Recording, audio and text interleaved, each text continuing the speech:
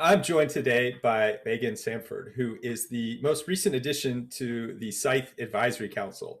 We put together the Advisory Council because we learn from the experts, and Megan is one of those experts. Megan, welcome.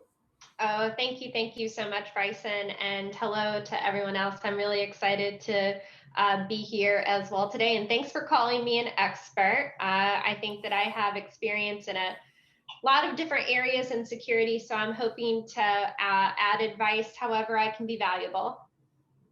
And what is your current position?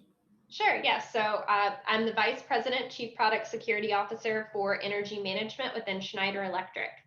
Prior to that, I led product security and safety programs at Rockwell Automation, as well as GE Global Research. So I've been working directly in ICS security for around 10 years now.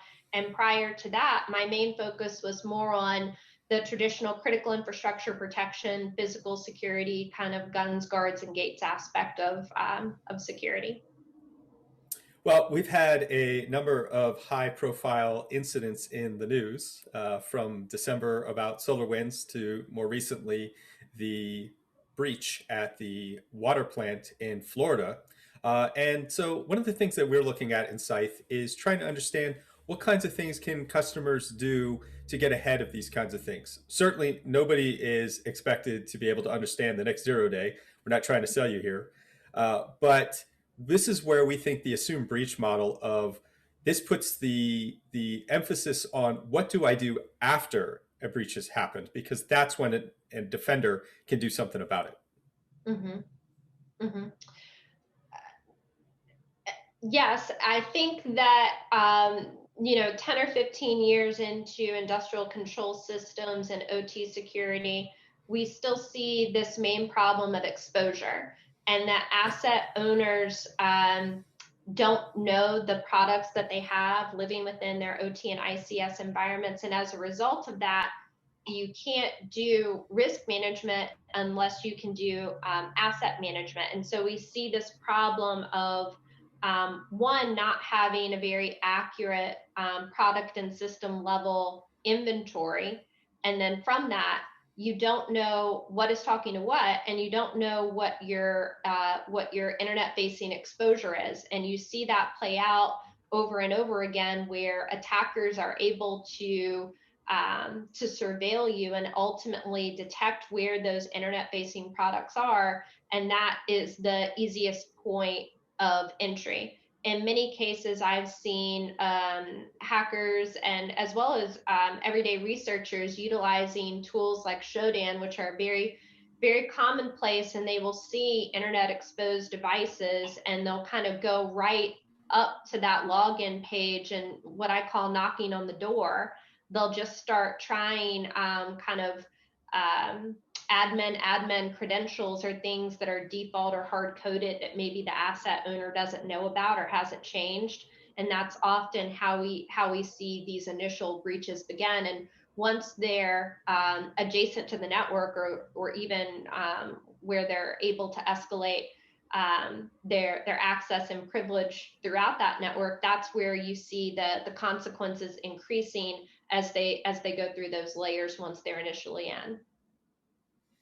So once we've got past the understanding of exposure, and I've always said that configuration management is 80% of security. What are some different ways? Because in the industrial control system environment, it can be a lot harder to really understand what happens next. The environment can be brittle to testing. So, what kinds of recommendations do you make? Sure. So typically with OT security, we do have some foundational elements that we recommend people cover first. The first one, of course, is that asset inventory. From there, we talk about understanding network typology and understanding what is talking to what, and minimizing the extent that devices are communicating with other devices, unless that communication is absolutely necessary, and doing good work like proper segmentation of your network. From there, I always tell folks intrusion detection systems help, and that if someone gets onto your network, you certainly want to know about it, and you want to have proper event logging to understand If if an alert happens, is it something that you need to take action on immediately, or does this look more like normal communication, to have that correct calibration if you do have an IDS tool, and then to have a team that actually knows what to do. In many cases, you may be alerted on something, but that doesn't necessarily mean that you're going to have staff on hand that can take good action on it, or really understand what's being reported. And so having good relationships with your vendors also comes into play, to where you could call and get additional help if an alert did occur. And then things like data diodes and other technologies that can be used kind of more on the protection front.